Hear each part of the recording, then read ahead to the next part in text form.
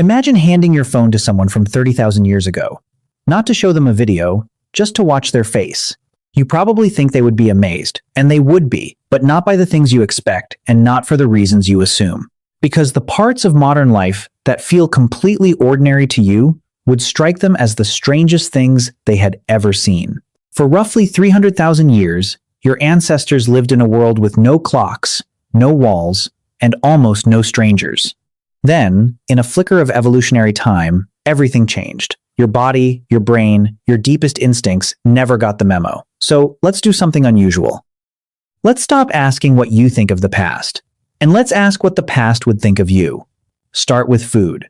Walk one of your ancestors into a supermarket and watch what happens. Aisle after aisle of food that never moves. Food with no blood, no chase, no season, wrapped in something shiny and stamped with numbers. To you, it's Tuesday. To them, it would look like a hallucination. For most of human history, getting food was the entire plot of your life. But here is where it gets strange. It wasn't the grinding struggle you might imagine. In 1963, an anthropologist named Richard Lee went to live with the Jew Hoansi, a hunter-gatherer people of the Kalahari Desert, sometimes called the San. He did something simple that nobody had bothered to do. He counted their hours. He tracked how long they actually spent finding food. The answer was about 15 to 20 hours a week. That's it. The rest of the time was spent resting, visiting, talking, making things, and doing nothing in particular. Another anthropologist, Marshall Solins, looked at findings like these and gave them a name that shocked his field. He called hunter-gatherers the original affluent society. Not because they had a lot, because they wanted little and got it easily, and then stopped. Decades later, James Sussman lived among the same people and reached the same conclusion. They were not starving primitives clawing at survival. They had what you spend your whole life chasing, free time, so your ancestor would be amazed by your supermarket, and then confused. Why do you have all this food, all this ease, and still seem so tired? Why are you eating standing up, in a hurry, alone, looking at a glowing rectangle? That question would only get sharper as the day went on. Because here is the twist they would notice that you've stopped noticing. The abundance is making you sick. A biologist named Daniel Lieberman, who studies how the human body evolved, has a phrase for this. He calls them mismatch diseases. These are illnesses that come not from bad genes, but from a body shaped for one world being dropped into a completely different one. Your body was built for scarcity, for movement, for food you had to work to get. It was never built for endless calories that require no effort at all. So it does exactly what it evolved to do. It stores, it craves, it holds on. And in a world of abundance, that ancient wisdom turns against you. Your ancestor would not understand the word diet. The idea of deliberately eating less, surrounded by plenty to undo the effects of plenty, would sound like a riddle or a punishment. Now, let's leave the food behind, because the next thing would unsettle them far more. Watch your ancestor in a crowd. Put them on a busy city street, shoulder to shoulder with hundreds of people, and they would feel something you may have forgotten is strange. They would be surrounded by humans and known by none of them. For nearly all of human history, you lived your entire life among maybe a few dozen to a few hundred people, and you knew every single one. There were no strangers.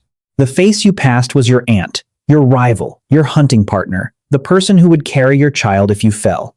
An anthropologist named Polly Weissner studied how these people actually spent their evenings. She recorded their conversations around the fire. What she found was a quiet revolution in understanding ourselves.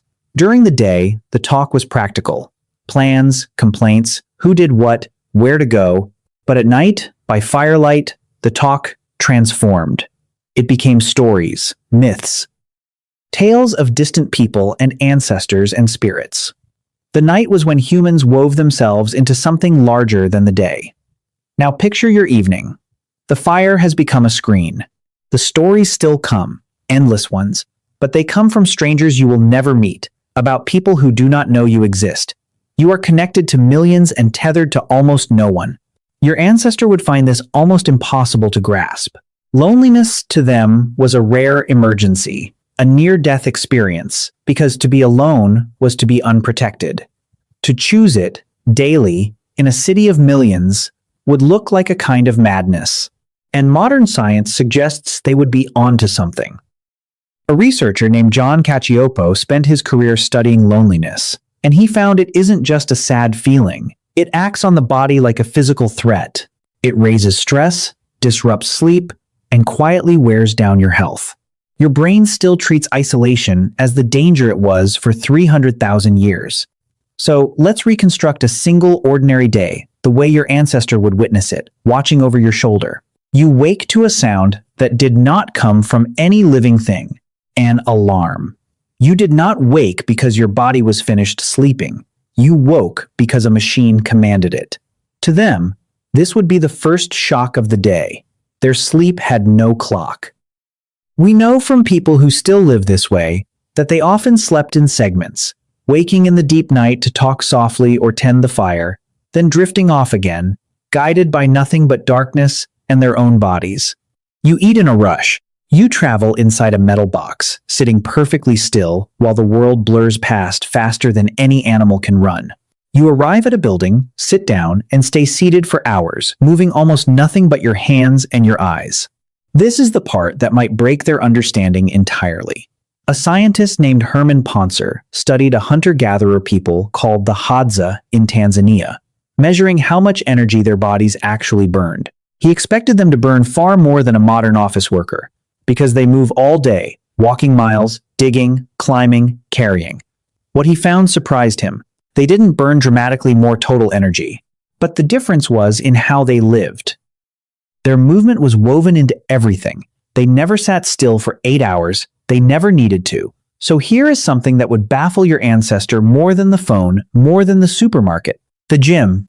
You sit motionless all day in a world built to spare you effort. Then you pay money to enter a special room where you walk on a belt that goes nowhere and lift heavy objects only to set them down again. To them, you would be miming the very life they actually lived, stripped of all its meaning, movement without a journey, effort without a destination. And then, the part you call rest. At the end of the day, you lie down and you reach for the screen again. The light from it tells your brain it is still daytime. The stories pour in. You scroll until your eyes give out. Your ancestor would notice that even your rest is restless. That you are surrounded by comfort your great-grandparents could not have dreamed of. And still, you cannot seem to be at ease. Now here is where it turns around on you. You might assume your ancestor would envy all of this. The food, the safety, the medicine, the warmth, the endless entertainment, and in many ways they would, and rightly so. You live longer. Your children are far more likely to survive. You will probably never watch someone die of a wound that a few pills could have healed. That is not a small thing. That is a miracle they would weep for. But watch their face as they take it all in, and you might catch something unexpected. Not envy, pity, mixed with the wonder. Because they had something you are quietly starving for. Even now, even with everything. They knew everyone around them, and everyone knew them. Their time was their own. Their work had a visible point. Their stories belonged to their own people. They were never, not once in their entire lives, anonymous. You have inherited the abundance they could only dream of. But you have also inherited a hunger they never knew. A hunger for connection, for stillness, for meaning that doesn't arrive through a screen. And maybe that's the real lesson hiding in their imagined face. Not that the past was better. It wasn't. You would not want their child mortality, their violence, their hunger in a bad year. But that progress was never free.